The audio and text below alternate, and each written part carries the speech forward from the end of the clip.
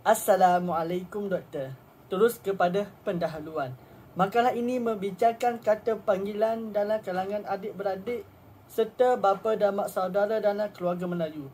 Selain kata ganti nama diri, bahasa Melayu juga mempunyai kata panggilan. Kata panggilan dibahagi kepada dua, iaitu satu panggilan umum, kedua adalah kata panggilan keluarga.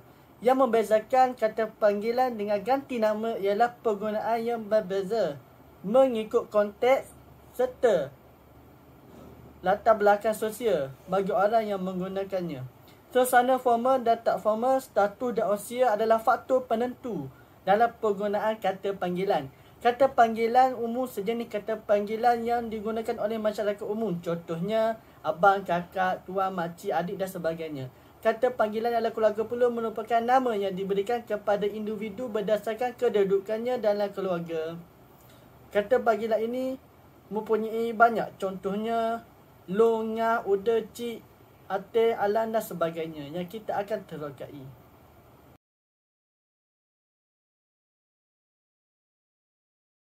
Hanya pemboleh ubah usia yang akan dipaparkan dalam kajian ini yang melibatkan jenis panggilan untuk adik-beradik perempuan dan lelaki sehingga anak ketiga.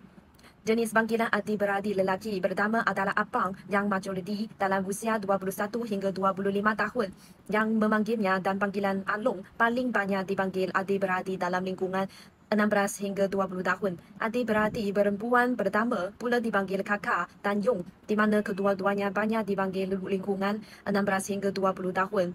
Jenis panggilan adik-beradik lelaki dan perempuan kedua paling dominan ialah angah dan kakak, seterusnya diikuti panggilan abang nama dan adik yang kesemuanya paling banyak dipanggil oleh adik-beradik 16 hingga 20 tahun.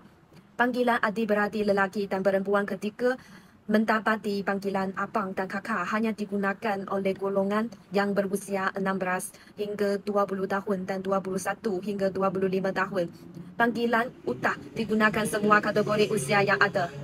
Usia turut memainkan peranan penting dalam menyapa bapak dan ibu saudara. Faktor usia akan diperhatikan untuk melihat pola penggunaan kata panggilan. Panggilan bapak dan ibu saudara hanya dilihat sehingga bilangan anak yang ketiga.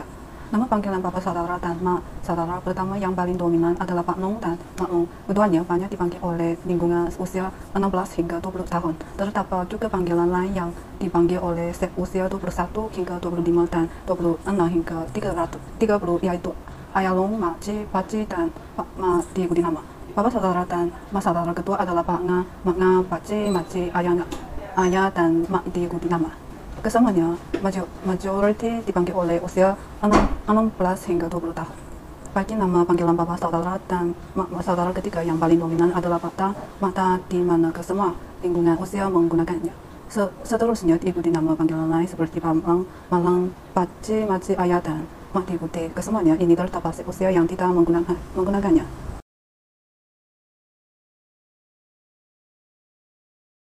Terus kepada analisis pragmatik.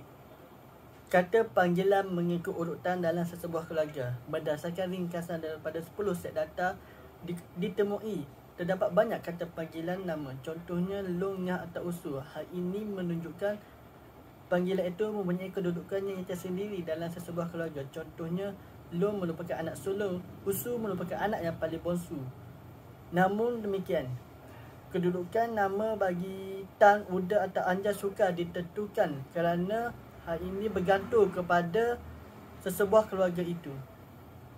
Seterusnya adalah tentang pengenalpastian panggilan keluarga berdasarkan status usia dan jarak hubungan jauh sesebuah keluarga. Kata panggilan dalam situasi perbualan kekeluargaan yang rapat antara penutur dan pendengar dapat mengenal pasti identiti dan status individu yang terlibat dalam perbualan. Pengetahuan pragmatik membantu untuk mendapatkan makna rujukan yang tepat ketika penggunaan kata panggilan. Contohnya kata panggilan along atau nga menjadi kabur tanpa diketahui rujukannya sama ada tua atau muda ataupun lelaki dan perempuan. Tingkat usia dengan hubungan persaudaraan, kata panggilan tradisi menjadi pilihan. Contohnya kata panggilan uti, Pak Uti yang merujuk orang yang lebih tua. Panggilan umum atau nama kerap digunakan apabila melibatkan orang muda saja. Kata panggilan tanpa penanda jantina boleh diteka antara jarak umur dan tidak jauh beza dan melibatkan hubungan adik-beradik, contohnya long, nga, dan te. Secara kesimpulannya, pragmatik dapat menyelesaikan kekaburan makna dan pemilihan kata panggilan. Menurut Ramina Haji Sabran et al. 2013, dalam perbualan yang melibatkan pelbagai lapisan, pragmatik mengkaji hubungan bahasa dalam konteks budaya dan masyarakat.